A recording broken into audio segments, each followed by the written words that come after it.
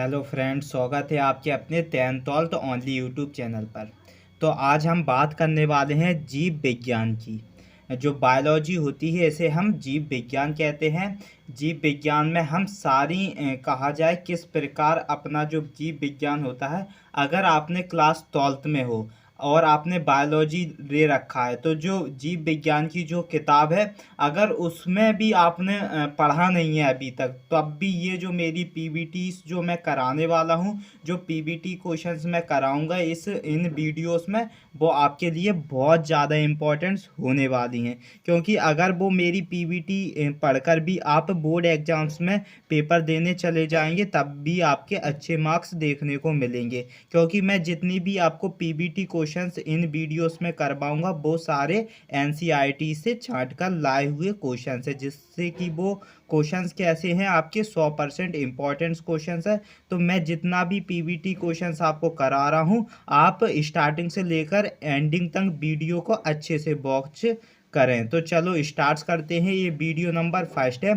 तो video number first में मैं आपको इसका क्या एक इंट्रोडक्शंस करवाऊंगा कि जीव विज्ञान क्या होता है और जीव विज्ञान की खोज किसने की है और जीव विज्ञान की जो उत्पत्ति कहाँ से हुई है इसके बारे में बताऊंगा। ये वीडियो नंबर फर्स्ट है और ऐसे कर करके हम वीडियो सेकंड डे सेकंड ऐसे कर करके हम जितनी भी बायोलॉजी में जितने भी पीबीटी क्वेश्चंस बनकर आ सकते हैं वो आपको मैं कराऊंगा। अगर आप चैनल पर नए हो तो चैनल को ज़रूर सब्सक्राइब कर लो, क्योंकि ये चैनल आपके लिए जितना ही इम्पोर्टेंस होने वाला है जितने की आपके लिए एनसीईआरटी बुक होती है। क्योंकि मैं जितना भी आपको पीबीटी क्वेश्चंस करवा रहा हूँ वो सारे एनसीईआरटी बुक से छांट कर लाया हूँ, जिससे कि जो पीबीटी क्वेश्चंस है वो आपके लिए बहुत इंपॉर्टेंट है और मेरी पीबीटी क्वेश्चंस आपको ज़रूर 100% बोर्ड एग्जाम्स में देखने को ज़रूर मिलेंगे। तो चलो वीडियो को स्टार्ट करते हैं। ये क्या है? जीव विज्ञान है। इसके महत्वपूर्ण तत्व हैं, कहा जाए इम्पोर्टेंस पीबीटी हैं। तो सबसे पहले कहा जाता है कि बायोलॉजी क्या होता है। क्या बायोलॉजी की बात करें, बायोलॉजी क्या होता है? तो जो कहा जाए जो जीव विज्ञान शब्द की उत्पत्ति एक अंग्रेजी भाषा के बायोलॉजी शब्द से हुई है। कहा जाता है जो जीव विज्ञान होता है, जीव विज्ञान शब्द की उत्पत्ति कहाँ से? अंग्रेजी भाषा कहाँ से उत्पत्ति हुई है इसकी? अंग्रेजी भाषा के बायोलॉजी शब्द से हुई है। किसकी? जीव विज्ञान शब्द की।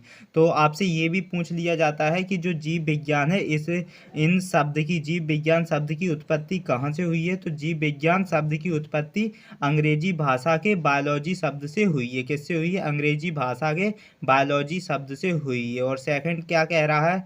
कहा जा रहा है कि जो जीव विज्ञान होता है, जो बायोलॉजी होती है, जो जीव विज्ञान शब्द का प्रयोग सर्वप्रथम किसने किया था? लैमार्क ने किया था। सर्वप्रथम इसका यूजेस या प्रयोग किसने किया था? लैमार्क ने किया था। और किसने?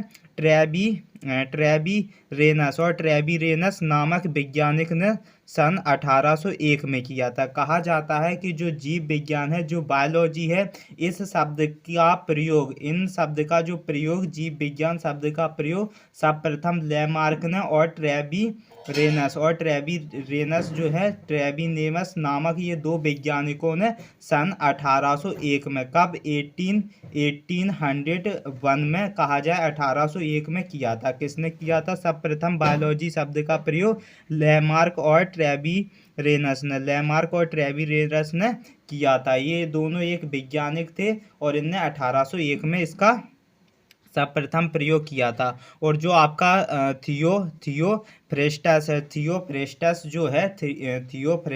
जो है इसको वनस्पति विज्ञान का जनक कहा जाता है। तो जो आपका थियोफ्रेस्टस जो वैज्ञानिक हैं, थियोफ्रेस्टस, तो थियोफ्रेस्टस को क्या कहा जाता है? वनस्पति विज्ञान का जनक। आपसे ये भी पूछ लिया जाएगा कभी कि वनस्पति विज्ञान का जनक किसे कहा जाता है? जो वनस्पति होती हैं, जो वनस्पति विज्ञान होता है, तो वनस्पति विज्ञान का जनक किसे कहा जाता है? थियोफ्रेस्टस को कहा जाता है। किसको कहा जाता है? थियोफ्रेस्टस को वनस्पति विज्ञान का जनक कहा जाता है। ये थियोफ्रेस्टस जो आपने इनके बारे में अभी एक बुक्स है, इनकी बुक्स आपने अगर नहीं पढ़ी है तो प्लीज़ पढ़ो, या तो मैं आपको इसी कहा जाए इसी चैनल पर एक इनकी कहा जाए इनकी बायोग्राफी डाल दूंगा कि थियोफ्रेस्टस कौन थे, इन्हें वनस्पति विज्ञान का जनक क्यों कहा जाता है।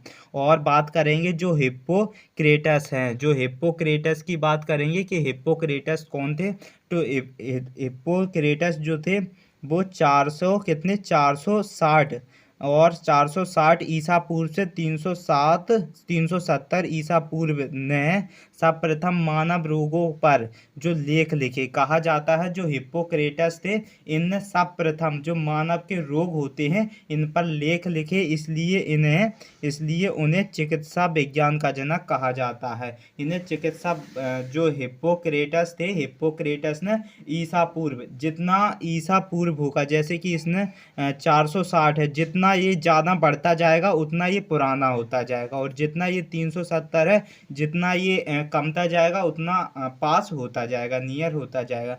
तो इसने जो हिप्पोक्रेटस की बात करें तो इन 460 ईसा पूर्व से और 370 ईसा पूर्व में जो सर्वप्रथम मानव रोगों पर जो लेख लिखने वाले कौन थे, हिप्पोक्रेटस थे। कौन थे, हिप्पोक्रेटस थे। इसलिए हिप्पोक्रेटस को चिकित्सा विज्ञान का जनक कहा जाता है। इसलिए जो हिप्पोक्रेटस को क्या कहा जाता है, उन्हें चिकित्सा विज्ञान का जनक कहा जाता है। किसे, हिप्पोक्रेटस को।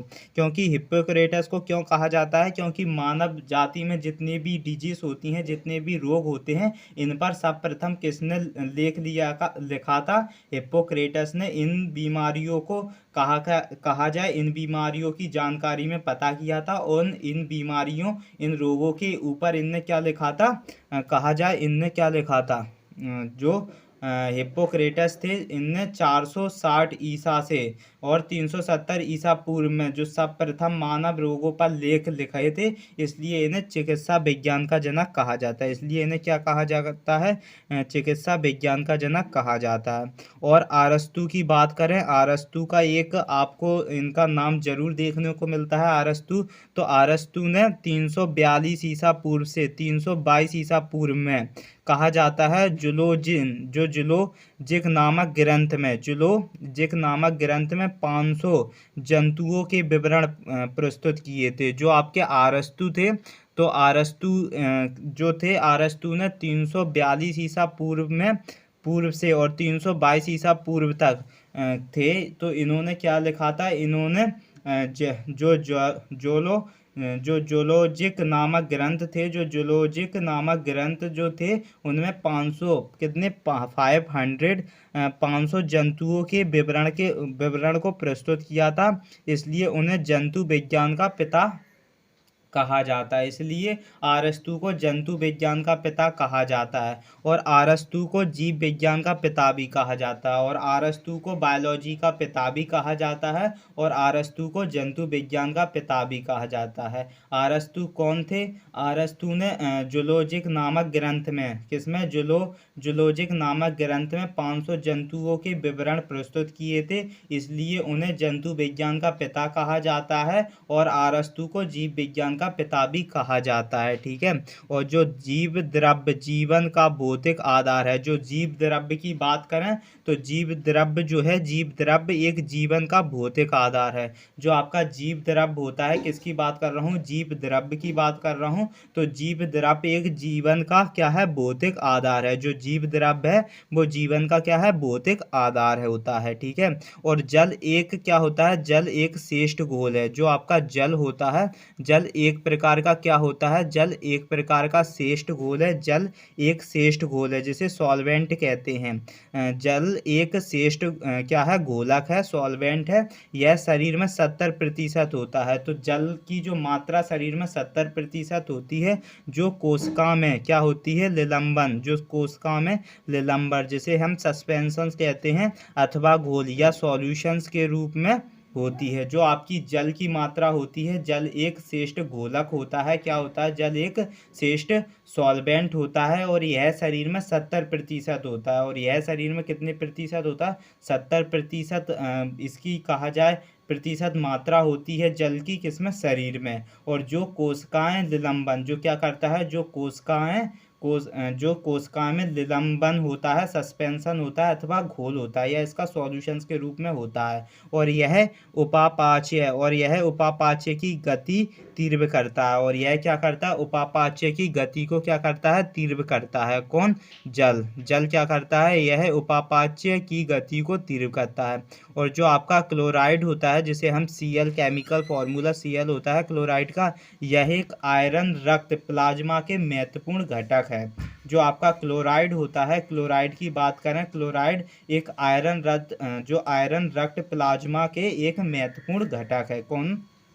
क्लोराइड। तो क्लोराइड क्या है? एक आयरन रक्त प्लाज्मा के एक महत्वपूर्ण घटक है। और जो जीवों में जो ऊर्जा होती है वो एटीपी के कारण होती है। एटीपी की बात करें तो एडिनोसिन और ट्राईफास्फेट जो जीवों में ऊर्जा होती है वो एटीपी के कारण होती है। किसके कारण होती है? एटीपी, एडिनोसिन ट्राइस और फास्फेट के कारण होती है। इसके रूप में संचित रहती है, और इनके रूप में एटीपी के रूप में ये संचित रहती है। और इसका जो स्थानांतरण में कुछ ऊर्जा उष्मा के रूप में निष्कासित होती है। कहा जाता है जो स्थानांतरण में जो कुछ ऊर्जा जो होती है, कुछ ऊर्जा एक उष्मा कहा जाए, कुछ एनर्जी हीट के रूप में क्या होती है? निष्कासित होती रहती है। कुछ जो एनर्जी होती है, कुछ जो ऊर्जा होती है, वो उष्मा के रूप में क्या होती है? निष्कासित होती रहती है। तो जो जीवों में ऊर्जा किसके कारण, किस रूप में होती है? एटीपी के रूप में होती रहती है, संचलित रहती है। और स्थानांतरण में जो कुछ ऊर्जा जो होती है वो उष्मा के रूप में निष्कासित। बात करेंगे जो मनुष्य होता है, मनुष्य के शरीर में जो जबड़ा सबसे मजबूत हड्डी होती है। जो मानव का शरीर होता है, तो मानव शरीर या मनुष्य के शरीर में जो जबड़ा होता है वो सबसे मजबूत हड्डी होती है, जो कि लगभग कहा जाता है जो कि लगभग 279 किलोग्राम से अधिक बल सहन कर सकती है। जो कितने किलोग्राम से अधिक बल सहन सकती है? 279 किलोग्राम से अधिक बल सहन कर सकती है।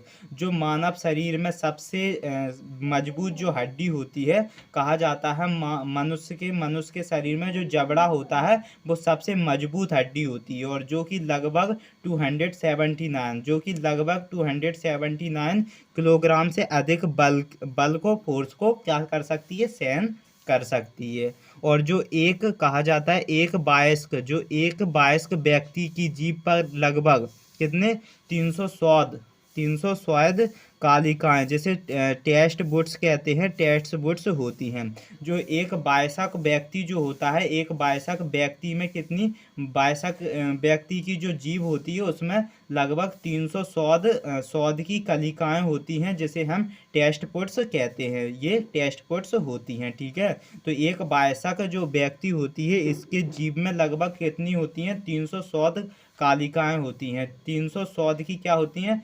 300 टेस्टी बूट्स होती हैं, जिससे आप टेस्ट करते हो ना, उन्हें हम टेस्ट बूट्स कहते हैं। और ये स्वाद कालिकाएं 4 प्रकार की होती हैं। जो आपकी स्वाद कालिकाएं होती हैं, जो टेस्टी बूट्स होती हैं, ये स्वाद कालिकाएं 4 प्रकार की होती हैं। जैसे कि जीभ के आगे का भाग जो मीठे होते हैं और जो नमकीन स्वाद का अनुभव कराता है। कहा जाता है जो जीभ के आगे का जो भाग होता है वो मीठे और नमकीन स्वाद का अनुभव कराता है। और जो पीछे का भाग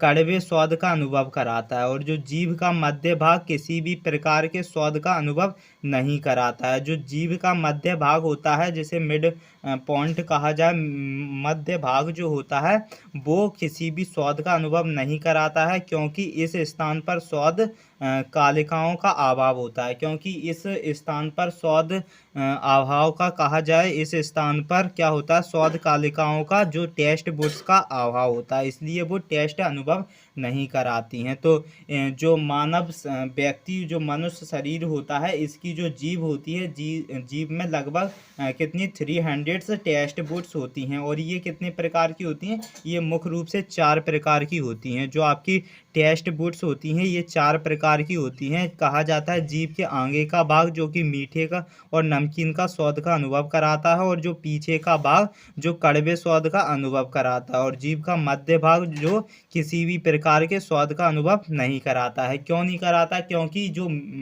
मध्य भाग होता है इसमें टेस्ट बुड्स होती हैं। क्या होती हैं? टेस्ट बुड्स कहा जाए स्वाद कालिकाएं का अभाव होता है, इसलिए ये कोई भी स्वाद नहीं कराती हैं। और जो आपका ग्लूकोज की बात करें, जो ग्लूकोज होता है, ग्लूकोज का निर्माण पौधों में होता है। जो ग्लूकोज होता है, ग्लूकोज की बात करें, ग्लूकोज की बात करें तो ग्लूकोज का जो निर्माण पौधों में होता है, जो स्टार्च के रूप में क्या होता है? संग्रहित रहता है। जो किसके रूप में? जो स्टार्च के रूप में संग्रहित रहता है।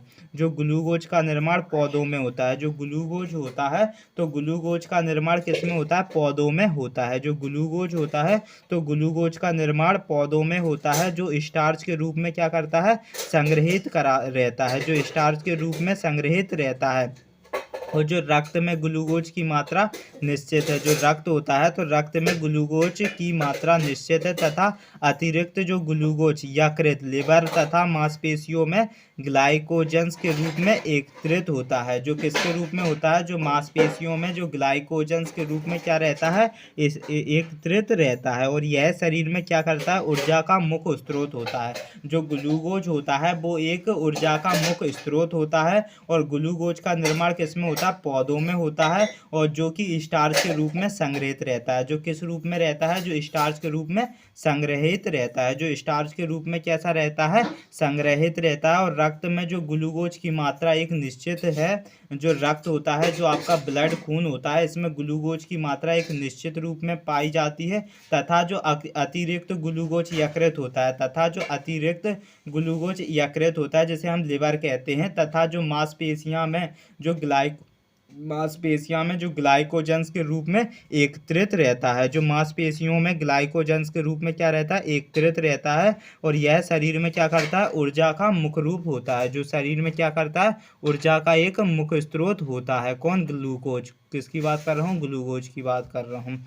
और कहा जाए जो जीव वातावरण की बात करें, जो जीव वातावरण परिवर्तन के अनुरूप अपने आप को ढालते हैं। जो जीव का वातावरण होता है, जो जीव वातावरण की बात करें, जो जीव वातावरण होता है वो परिवर्तन के अनुरूप अपने आप को क्या करते हैं? ढालते हैं। और यह क्या कहलाते हैं? यह होमोस्टेसिस कहलाते हैं। यह होमोस्टेसिस कहलाते हैं। क्या कहलाते हैं? होमोस्टेसिस कहलाते हैं। जो जीव वातावरण होता है, जीव वातावरण परिवर्तन के अनुरूप अपने आप को क्या करते हैं? ढालते हैं। और इसे हम क्या कहते हैं? यह होमोस्टेसिस कहलाते हैं। यह होमोस्टेसिस कहलाते हैं। और जो ओपेरिन का जो जीव रसायन उद्भव होता है, जो ओपेरिन का जीव रसायन उद्भव होता है, जिसे हम बायोकेमिकल ओरिजिन ऑफ लाइफ कहते हैं, यह सिद्धांत सरमान है। यह जो सिद्धांत है, यह जो थ्योरी है वो सरमान है। किसकी? ओपेरिन का जो जीव रसायन उद्गम जो है, ओपेरिन का जो जीव रसायन उद्गम है वो सिद्धांत क्या है? सरमान है। क्या है? सरमान है। और पृथ्वी की जो आयु की बात करें, ये इम्पोर्टेंट है, आपसे किसी भी कॉम्पिटिटिव एग्जाम से पूछ लिया जाएगा।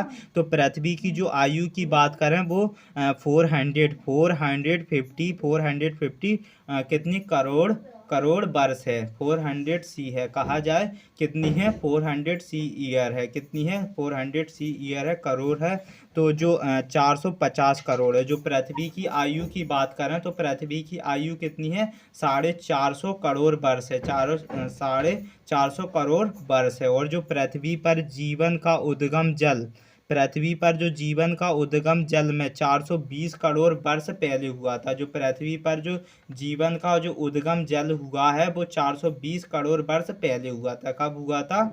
420 करोड़ वर्ष पहले हुआ था। और पृथ्वी की आयु की बात करें तो पृथ्वी की आयु कितनी है? कितनी है? 450 करोड़ वर्ष है। तो ये आपसे इम्पोर्टेंस पीबीटी रूप में पूछ लिए जाते हैं। तो ये आपके आज के लिए इतना ही रहने देते हैं। जो नेक्स्ट वीडियो होगी, तो नेक्स्ट वीडियो में हम विज्ञान, जो जीव विज्ञान के उपखंडन की बात करेंगे कि किसको पढ़ने से उन्हें क्या कहते हैं। जैसे कि मान के चलो, जो एंजियोलॉजी होता है, एंजियोलॉजी किसे कहा जाता है, जो परिसंचरण तंत्र का अध्ययन करते हैं उसे हम एंजियोलॉजी कहते हैं। तो इस प्रकार के जो जीव विज्ञान के उपखंडन की बात हम नेक्स्ट वीडियो में करने वाले हैं। आई होप आपको ये वीडियो बहुत ही अच्छे से समझ में आई होगी, क्योंकि मैंने बड़े ही इसमें इजीली क्या किया है, एक्सप्लेन किया है, जिससे कि आपको बहुत ही अच्छे से ये वीडियो आपके समझ में आई होगी। अगर आप क्लास 12th में हो तो ये चैनल आपके लिए बहुत इंपॉर्टेंट होने वाला है, क्योंकि मैं अभी भी कह रहा हूँ और आपको थंबनेल में भी ये वीडियोस का लिखा हुआ मिलेगा कि 100% इम्पोर्टेंस पीवीटी क्वेश्चन से ये एनसीईआरटी से छाटे हुए हैं, और एनसीईआरटी आपके लिए उतना ही रोल प्ले करती है जितने कि इम्पोर्टेंट क्वेश्चंस रोल प्ले करते हैं। तो आपको ये वीडियो बहुत ही अच्छी लगी होगी। अगर आपको ये वीडियो बहुत ही अच्छी लगी है तो प्लीज़ वीडियो को लाइक करें एंड वीडियो को शेयर करें, और चैनल पर नए हो तो चैनल को ज़रूर सब्सक्राइब करें।